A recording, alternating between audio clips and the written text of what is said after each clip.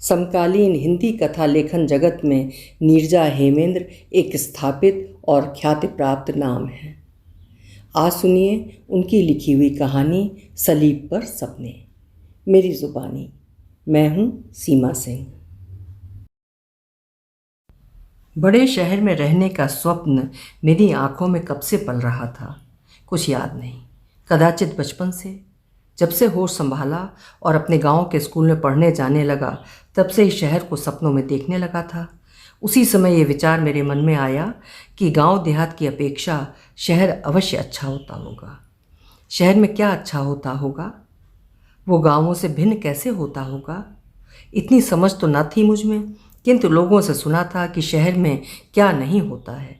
चौड़ी साफ सुथरी सड़कें, उन पर दौड़ती चमचमाती गाड़ियाँ, बड़ी बड़ी बिल्डिंगें, अच्छे अच्छे पक्के मकान, सब कुछ तो होता है शहरों में। हमारे गांव की भांति थोड़े ही कि कच्ची सड़कें, पगडंडियाँ, छप्पर, खपरेल, इक्के दुक्के पक्के मकान और रोज़मर्रा की आवश्यकताएं पूरी करने के हेतु छोटी छोटी कुछ दुकानें। यही तो था मेरा छोटा सा गांव। बस उसी समय से शहर में रहने का स्वप्न मेरी आंखों में पलने लगा था। मेरे सपने की उड़ान को गति दिया गांव के हमारे सरकारी विद्यालय में पढ़ाई जाने वाली हमारे महान व्यक्तित्व की पुस्तक ने, जिसमें अनेक वैज्ञानिकों, लेखकों, खिलाड़ियों, नेताओं, अभिनेताओं की जीवनियों ने उनके संघर्ष करने व लक्ष्य प्राप्त कर प्रसिद्धि प्राप्त करने में शहर की महत्वपूर्ण भूमिका मुझे प्रभावित करती। मैं भी ऐसा ही कुछ करना चाहता था। मेरे सपनों को पूरा करने के लिए शहर आवश्यक था।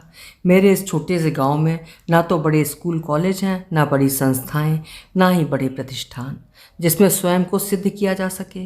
यही कुछ वजहें थीं कि गांव से विरक्ति व शहर से मेरी आसक्ति बढ़ती जा रही थी। प्रारंभिक शिक्षा गांव से पूरी कर मैं शहर में रहने वाले अपने रिश्तेदार के घर आकर आगे की पढ़ाई करने लगा। गांव की खेतीबाड़ी से मेरे पिता किस प्रकार मेरी पढ़ाई के खर्च निकालते होंगे, उसका मुझे उस उम्र में कतई भान न था। बाद में मुझे ज्ञात हुआ कि मात्र मेरे रिश्तेदार के घर रहने से पिता मेरे उत्तरदायित्व से मुक्त नहीं हो गए थे, जैसा कि मैं उस समय समझ रहा था, बल्कि वो मेरे रहने, खाने पीने, पढ़ाई लिखाई आदि के खर्चे मेरे उस रिश्तेदार के पास भेजते थे। अपने पिता के परिश्रम का मूल्य मैंने समझा और मन लगाकर पढ़ने लगा। परिणाम स्वरूप मैंने 10वीं की परीक्षा अच्छे अंकों में उत्तीर्ण की। ग्रीष्मावकाश में गाँव चला आया। छुटका बाबू आ गए का शहर से? पड़ोस के जमुना अंकल ने मेरे आने की बात जानकर बाबूजी से पूछा। हाँ, आ गए, परसों आए हैं, बाबूजी ने कहा। बाबू ठीक ठाक हैं? जमुना अंकल ने मेरा हाल पूछा। हाँ, ठीक हैं, बाबूजी ने संक्षिप्त उत्तर दिया। अब काहे चिंता कर रहे हैं? अब तो छुटका बाबू यह रही हैं, जमुना अंकल ने बाबूजी से कहा। नहीं जमुना, 15 दिन की छुट्टी में घर आया है छुटका, छुट्टी खत्म होते ही शहर चला जाएगा, बाबूजी ने जमुना से कहा और उदास मन से भीतर आ गए। जमुना अंकल और बाबूजी की बात सुनकर भी अनसुना करते हुए मैं अपने काम में लग गया। बस 2 हफ्ते और गांव में रहकर शहर चला जाऊंगा। बेटा, हम सब चाहते हैं कि तुम अब यहीं रहो और खेतीबाड़ी के काम में बड़े भाई का हाथ बटाओ। दिन भर के बाद शाम को बाबूजी खेतों की ओर से लौटकर आए और मुझसे कहा।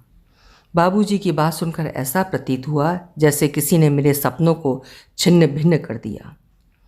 बाबूजी, अभी तो मैंने पढ़ाई शुरू की है, मैं आगे और पढ़ना चाहता हूँ, मैंने बाबूजी से कहा।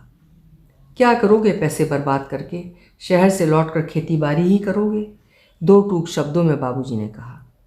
बाबूजी, मेरी पढ़ाई पर ज़्यादा पैसे कहाँ खर्च होते हैं, मात्र फीस और किताब कॉपियों के ही तो पैसे खर्च होते हैं। मेरे मुंह से सहसा निकल गया। मुझे इस बात का एहसास था कि मुझे बाबूजी से इस तरह ऐसी बात नहीं कहनी चाहिए थी। मैं इतना बड़ा तो नहीं हो गया कि बाबूजी से ऐसी बात कह सकूं। क्या बोला? बस कॉपी किताब और फीस भर के पैसे लगते हैं? हमेशा धीमा और मीठा बोलने वाले बाबूजी की आवाज़ सख्त हो उठी थी। तुम्हें पता है, तुम्हारे वो सगे रिश्तेदार जिनके घर तुम रहते हो, वे तुम्हारे खाने पीने, रहने के साथ साबुन, तेल, बिजली, बत्ती तथा उस प्रत्येक चीज़ के पैसे लेते हैं जिनका तुम प्रयोग करते हो। वहाँ समीप के मुन्ना पीसीओ वाले के फ़ोन से उनका संदेश मिलते ही मैं तुरंत पैसों की व्यवस्था कर भेज देता हूँ। इतने पैसों में तुम कहीं और भी कमरा लेकर रह सकते हो। रिश्तेदारों के घर रखने का उद्देश्य मात्र ये है कि मुझे और तुम्हारी माई को तुम्हारी चिंता में रात भर जागना न पड़े। तेज़ बोलते बोलते बाबूजी की आवाज़ धीमे पड़ने लगी थी। वो थक गए थे। आत्मग्लानि के कारण दृष्टि नीची किए मैं चुपचाप खड़ा था। बाबूजी बाहर उसारे में जाकर चारपाई पर बैठ गए। मैं दीवार से टेक लगाए अभी तक वहीं खड़ा था। रसोई से बर्तन उठाने रखने की आवाज़ें आ रही थीं। माई रसोई में काम कर रही थी। वो बाहर निकल तक देखने तक नहीं आई। बाबूजी से ऐसी बात करने के कारण कदाचित माई मुझसे नाराज़ थी, अन्यथा ऐसा पारिवारिक समस्याओं से संबंधित बातों पर माई हम लोगों के साथ खड़ी रहती थी। मैंने वहीं खिड़की से झांक कर बाहर बरामदे में देखा। बाबूजी अभी तक ओसारे में चारपाई पर बैठे थे तथा अंगोछे से बार बार माथे पर छलक आई पसीने की बूंदों को पोंछ रहे थे। आत्मग्लानि के कारण मैं देर तक वहीं खड़ा रहा। आज मुझे अपनी पढ़ाई पर हो रहे वास्तविक खर्चों के बारे में ज्ञात हुआ था। मैं तो अब तक यही समझ रहा था कि बाबूजी मात्र किताब कॉपी और फीस के पैसे देते हैं, शेष सब कुछ रिश्तेदार के घर रहने से हो जाता है। आज मुझे पहली बार रिश्तेदारी का अर्थ और उसकी सीमाओं का यथार्थ पता चला था।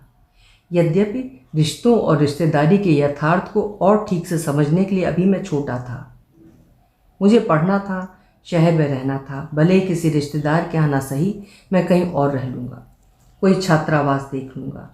मैंने बाबूजी के भेजे पैसे और हॉस्टल के खर्चे का हिसाब जोड़ा और अनुमान लगाया कि जितने पैसे बाबूजी भेजते हैं उससे कम पैसों में मैं छात्रावास में रह सकता हूँ। माई बाबूजी को समझा लूँगा कि चिंता करने की कोई आवश्यकता नहीं है, बहुत से बच्चे ऐसे रहते हैं। माई को किसी प्रकार समझा लिया मैंने। मैं छात्रावास में रहकर पढ़ने लगा। अब पहले की अपेक्षा कम पैसे खर्च होते। देखते देखते 2 वर्ष व्यतीत हो गए। मेरा इंटरमीडिएट पूरा हो गया। ग्रेजुएशन के लिए तैयारी करने लगा। बाबू, संदीप, अब बस करो, घर आ जाओ, खेती बाड़ी का काम संभालो। एक दिन बाबूजी का फ़ोन आया। बाबूजी जानते थे कि जितनी बड़ी पढ़ाई होगी उतना ही अधिक पैसा खर्च होगा। बाबूजी, अभी मैं ग्रेजुएशन की तैयारी कर रहा हूँ, पैसे के लिए आप चिंतित ना होइए, मैं यहाँ 1-2 ट्यूशन कर कुछ पैसों की व्यवस्था कर लूँगा। इस प्रकार अपनी आगे की पढ़ाई के लिए मैं बाबूजी को मना पाया। प्रयत्न कर मैं 2 बच्चों को ट्यूशन पढ़ाने का काम पा गया।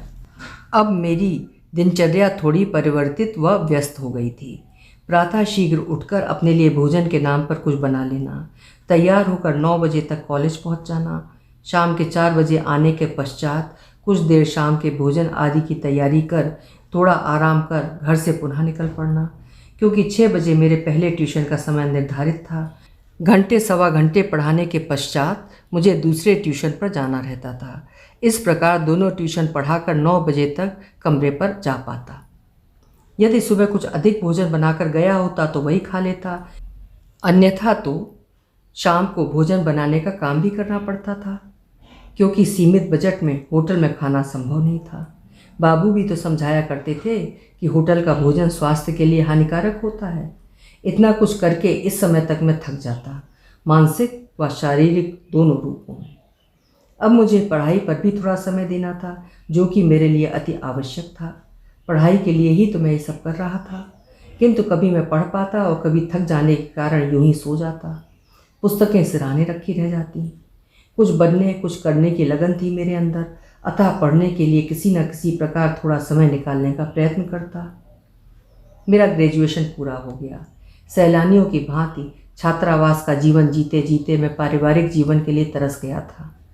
पारिवारिक जीवन से तात्पर्य ये कतई नहीं कि मैं विवाह करना चाहता था, बल्कि माई, बाबूजी, भैया तथा गांव के नाते रिश्तेदारों के स्नेह की छाँव में रहने की इच्छा होने लगी थी। जो स्नेह, जो अपनापन, बातों की मिठास मुझे गाँवों में दिखाई देती, वो शहर में नहीं दिखती। यद्यपि शहर में मेरा अपना कोई नाते रिश्तेदार तो न था, कुछ परिचित, कुछ मित्र अवश्य बन गए थे। मैं जानता था कि ये शहरी हवा से प्रभावित नकली मुखौटे ओढ़े हुए चेहरे हैं, जो आवश्यकता पड़ने पर मेरे काम नहीं आएंगे। संदीप भैया तो ब्याह लायक हो गए हैं, ब्याह करने का मन नहीं है क्या अब भी? छुट्टियों में जब भी मैं घर जाता, पास पड़ोस के लोग माई बाबूजी से कहते, हम सबकी तो इच्छा है, किंतु संदीप भैया माने तब ना, बाबूजी कह देते। मुझसे 2 वर्ष बड़े भैया की 3 वर्ष की एक बिटिया थी। भैया दूसरी बार पुनः पिता बनने वाले थे। भैया को देखकर प्रतीत होता जैसे वो अपने जीवन से संतुष्ट थे, खूब खुश रहते थे।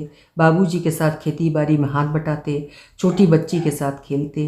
भाभी भी खुश रहती। इस बार गर्मी की छुट्टियों में मैं 10 दिनों तक गांव में रुका रहा। मिट्टी से लिपे घर से उठती मिट्टी की सोंधी महक, जेठ माह की तीव्र धूप को परास्त करती पेड़ों की शीतल छां, महुए की मादक गंध, आम के बागों से उठती मंजरियों के सौरभ तथा छोटे टिकोरों से भरी लहराती आम की हरी भरी डालियां। शाम होते ही गांव के सीवान पर फैली बसवारियों में चहचहाती चिड़ियों का संगीत, रात्रि के अंतिम प्रहर में जुगनुओं की जगमग से झिलमिलाते शांत खड़े वृक्ष, नन्हे नन्हे तारों से सजा स्वच्छ नीला आकाश, सब कुछ मुझे अच्छा लगा। इन 10 दिनों में पहली बार मैंने गांव के सौंदर्य को महसूस किया और गांव को जिया। बचपन गांव में व्यतीत हुआ, किंतु कभी इस ओर ध्यान नहीं दिया। शहर में रहकर गांव के प्राकृतिक सौंदर्य का मूल्य समझ में आ रहा था। इन सब के बीच शहर में बसने रहने तथा कुछ करने की अदम्य इच्छा सर्वोपरि रही। मैं गांव से वापस शहर आया। गांव का अपना सुकून था, साथ ही परिवार के लिए 2 समय की रोटी के लिए संतुष्टि भरा संघर्ष था। तो दूसरी ओर शहर सपनों, असीमित इच्छाओं, रोटी रोजगार, छत, साथ ही अपनी पहचान स्थापित करने की जद्दोजहद से भरा था। जब गांव सुकून की नींद सोता, तब भी शहर भागता रहता।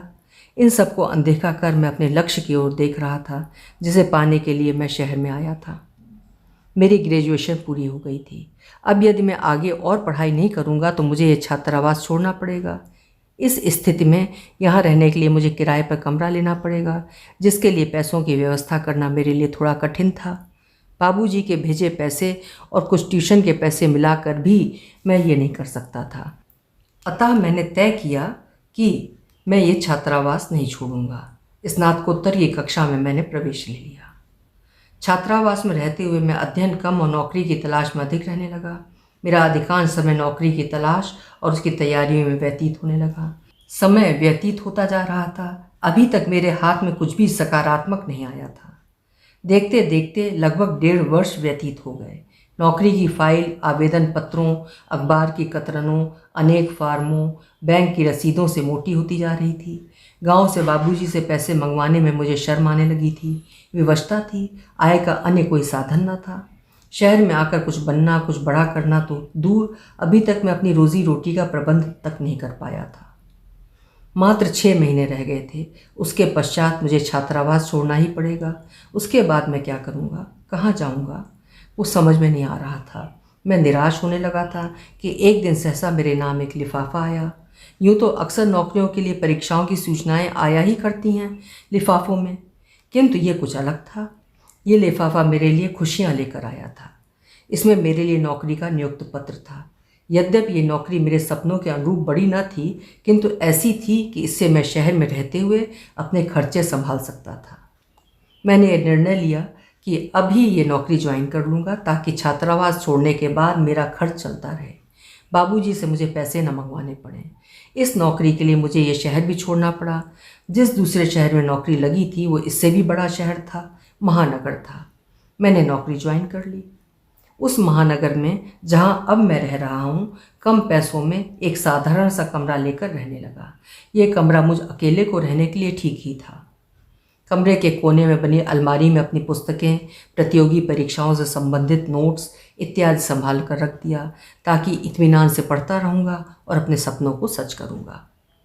नौकरी का पहला वेतन इतना था कि इस घर का किराया और मेरा खाना पीना, ऑफिस आने जाने का खर्च, बिजली का बिल आदि ये खर्चे पूरे कर इतना भी नहीं बचा कि गांव में मैं बाबूजी के लिए कुछ भेज सकूं। यद्यपि बाबूजी ने मुझसे कभी कुछ भी नहीं मांगा, फिर भी मैं सोचता कि काश मैं बाबूजी के पास अपनी कमाई के 2 पैसे भेज पाता तो उन्हें कितनी खुशी मिलती कि उनका बेटा शहर में जाकर इस योग्य हो गया है कि पिता के पास 2 पैसे भेज सकता है। इस बात से उन्हें कितनी संतुष्टि और गर्व की अनुभूति होती। मैं अभी इतनी सी संतुष्टि भी उन्हें नहीं दे पाया। नौकरी करते हुए मुझे 6 माह हो गए। अब मेरे विवाह के लिए माई और बाबूजी का दबाव मुझ पर पड़ने लगा। मैं अभी विवाह नहीं करना चाहता था। बड़े और महंगे शहर में पारिवारिक जीवन का खर्च चलाना थोड़ा मुश्किल था। बेटवा अब तो नौकरी भी लाग गई, अब का बाकी है। माई जब फ़ोन करती तो मुझसे कहती, माई नौकरी का कुछ इम्तहान दे लें तब ब्याह के लिए सोचेंगे। मैं कहता, नहीं अब देरी न करब, पहले पढ़ाई खातिर करत रहो। फिर नौकरी की बात रही, ओहो हो गई। अब बताओ, अब काहे देरी करत हो? माई कह पड़ती। इस प्रकार की बातें सुनकर तथा माई बाबूजी की इच्छा जानकर अब मुझे अपने विवाह में विलंब करने का कोई औचित्य नजर नहीं आ रहा था। माता पिता के सपनों को पूरा करने का उत्तरदायित्व भी मेरा ही था। मेरे सपनों को पूरा करने का उत्तरदायित्व उन्होंने भरपूर निभाया। अब मेरा उत्तरदायित्व है। माई, हम विवाह करेंगे, आप सब लड़की तलाश लो। एक दिन फ़ोन कर मैंने माई से कह दिया। मेरे लिए लड़की तलाश ली गई। आने वाली वैवाहिक लगन में मेरा विवाह हो गया। 2 माह के पश्चात मुझे मेरी पत्नी अनीता को लेकर शहर आना था। मुझे अपने इस छोटे से किराए के घर में अपनी पूरी गृहस्थी बसानी थी। मैं अपने इस उत्तरदायित्व को पूरा करने में जुट गया। गैस सिलेंडर, चूल्हा, थोड़े थोड़े खाद्य पदार्थ आदि खरीदने में मेरी तनख्वाह खत्म हो गई। अनीता आ गई थी और थोड़े में घर चलाने लगी। मेरी तनख्वाह से पूरे महीने घर चलाने की जद्दोजहद में दिन व्यतीत होते रहे। सुनिए, मेरी तबीयत ठीक नहीं लग रही है, लग रहा है डॉक्टर को दिखाना पड़ेगा। 3 माह पश्चात एक दिन अनीता ने मुझसे कहा। मैं अनीता को लेकर डॉक्टर को दिखाने गया। आप पिता बनने वाले हैं, अब इनको पौष्टिक आहार और थोड़े आराम की आवश्यकता है। डॉक्टर की बात से मैं प्रसन्न कम हुआ। नए उत्तरदायित्व के बोझ से दबा हुआ अधिक महसूस करने लगा। अनीता को लेकर मैं घर आ गया। अनीता, ये तो खुशी की बात है, लेकिन मैं बड़ी नौकरी की तलाश में यहाँ आया हूँ। कुछ बड़ा करके नाम कमाना चाहता हूँ। तुम समझ रही हो ना कि मैं क्या करना चाहता हूँ? घर आकर मैं अनीता की ओर देखते हुए उसे समझाने का प्रयत्न करते हुए कहा, हाँ, मैं आपका आशय समझ गई। आप अपना लक्ष्य प्राप्त करने के लिए और पढ़ना लिखना चाहते हैं, जिसके लिए आपको समय चाहिए। मैं अपनी ओर से आपको घर गृहस्थी के झंझटों से दूर रखूं, जिससे आप अपना पूरा ध्यान पढ़ाई और अपना लक्ष्य प्राप्त करने में लगा सकें। यही चाहते हैं ना आप? अनीता की बातें सुनकर उसके कंधे पर हाथ रखकर मैं मुस्कुरा पड़ा। नौकरी के साथ साथ थोड़े बहुत बचे हुए समय में मैं अखबारों में रिक्तियाँ व प्रतियोगी परीक्षाओं की पुस्तकें उठाकर देखता। समय ही कितना मिल पाता जिसमें मैं ठीक से पढ़ाई कर पाता। थोड़े थोड़े अंतराल के पश्चात अनीता को लेकर डॉक्टर के पास भी तो जाना रहता। इन सभी व्यस्तताओं में समय तीव्र गति से व्यतीत होता जा रहा था।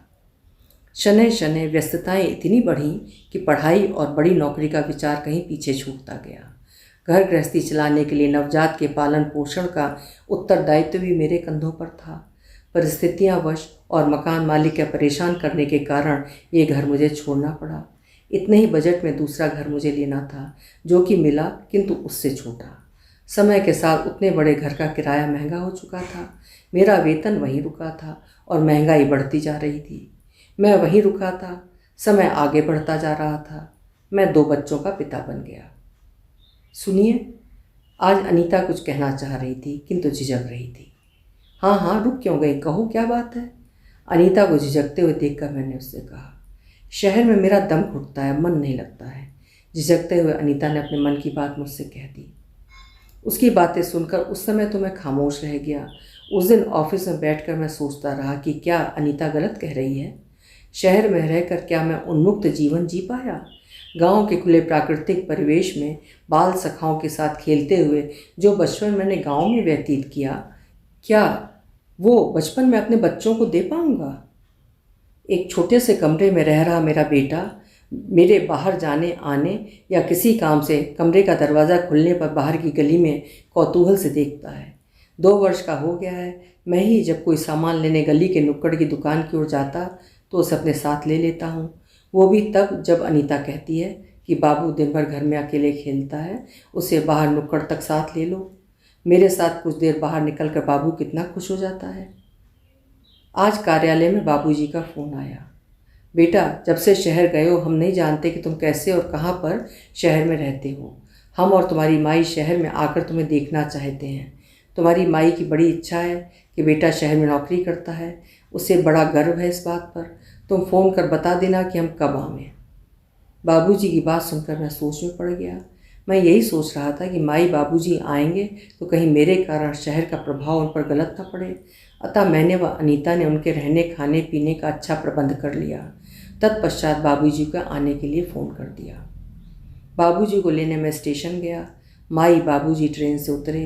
वे अत्यंत खुश थे। वे कौतूहल से स्टेशन की चकाचौंध देख रहे थे। ऑटो में बैठकर मैं उनके साथ घर की ओर चल पड़ा। सड़क के दोनों ओर व्यवस्थित ढंग से बनी बड़ी बड़ी बिल्डिंगें तथा बड़ी बड़ी कंपनियों के जगमगाते शोरूम देखकर बाबूजी का चेहरा गर्व से तपतपा रहा था। माथे तक गिरे घूंघट की ओट से अपने चारों ओर देखकर माई हक्की पक्की थी। मुख्य सड़क से उतरकर ऑटो तंग गलियों वाले मोहल्ले में मुड़कर कुछ मिनटों में मेरे घर के आगे रुक गया। मैं ऑटो से उतर गया। माई बाबूजी अब भी ऑटो में बैठे थे। वे समझ नहीं पाए थे कि मैं चौड़ी चौड़ी सड़कें, बड़ी बड़ी बिल्डिंगें छोड़कर सकरी गली में छोटे से पुराने घर के सामने ऑटो क्यों रुक गया। मैं क्यों उतर रहा हूँ? आइए बाबूजी, मैंने कहा। क्या अब उतरना है यहीं? कहकर बाबूजी ऑटो से उतर गए। उनके पीछे माई भी उतर गई। बाबूजी की आंखें अब भी इधर उधर कोई बड़ा घर ढूंढ रही थीं। इतनी देर में अनीता ने घर का दरवाज़ा खोल दिया था। माई बाबूजी ने मेरे शहर के घर के इकलौते कमरे में प्रवेश किया। वे कमरे की दीवार से सटाकर बिछी चौकी पर बैठ गए। कमरे में पंखा चल रहा था, फिर भी गर्मी बहुत थी। बाबूजी अंगोछे से पसीना पोंछ रहे थे। स्टेशन से घर तक आने के बीच का दोनों का दीप्त चेहरा अब तक मुरझा चुका था। अनीता माई बाबूजी का पैर छूकर रसोई में कुछ बनाने चली गई थी, कदाचित शरबत। कुछ ही देर में अनीता 2 गिलासों में शरबत लेकर आ गई। तुम नहीं पियोगे बेटा? बाबूजी ने पूछा। माई मेरे दोनों बच्चों के साथ बातचीत करने में लगी थी। नहीं बाबूजी, बस अभी थोड़ी देर में सब लोग भोजन करेंगे, मैंने कहा। माई बाबूजी ने शरबत पिया और आराम से बैठ गए। माई का मन मेरे बच्चों में लग गया था। कुछ देर में अनीता ने सबका भोजन लगा दिया। बाबूजी ने दरवाजे के बाहर रखी बाल्टी के पानी से हाथ मुंह धोया। अनीता माई को छोटे से बाथरूम में लेकर गई और वहीं हाथ पैर धुलवाया। सब ने भोजन किया। बाबूजी तखत पर लेट गए। शेष सबके आराम के लिए मैंने कमरे के फर्श पर चटाई और चादर बिछा दी। मैं जानता था कि अनीता रसोई के कोने में कुछ बिछाकर लेट गई होगी। गर्मी की दोपहर सबने आराम किया। शाम को रसोई में बर्तनों के उठाने रखने की आवाज़ से मेरी नींद खुल गई। बाबूजी तखत पर सो रहे थे। चटाई पर माई बच्चों के साथ सो रही थी। मैं बिना आवाज़ किए धीरे से उठा ताकि किसी की नींद में खलल ना पड़े, किंतु माई बाबूजी जग गए। सांझ हो गई का बेटा? बाबूजी उठकर बैठ गए थे। हाँ बाबूजी, चाय बन गई है।